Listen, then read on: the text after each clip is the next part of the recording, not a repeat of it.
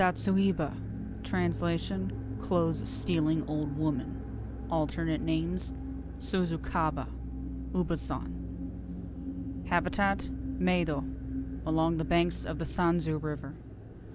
Datsueba and Kaneo are a terrifying pair of elderly Oni. They guard the bridge in the banks of the Sanzu River. All souls must pass by them before moving on to Meido to be judged.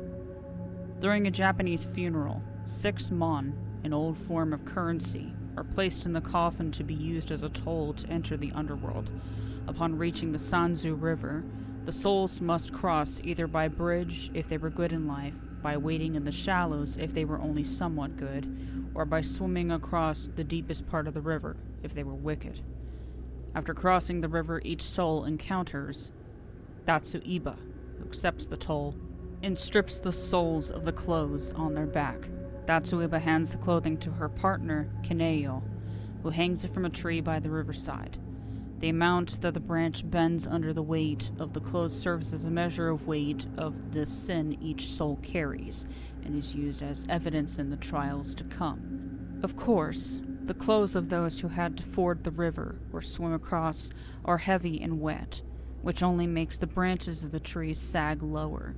If a soul arrives with no clothes, Kaneo flays his or her skin and hangs it from the tree instead. Datsueba and Kaneo perform a little bit of torture themselves, breaking the fingers of those guilty of theft and so on. They also roam the banks of the river, tormenting the souls of children who are too young to cross the river and must wait for salvation to come to them instead. According to some accounts, Datsueba is the wife of King Enma. In the Edo period, she became a popular object of folk worship, and temples dedicated to her began to spring up around Japan. Prayers and charms dedicated to Datsueba were used as wards against disease and coughs, in particular for children's coughs.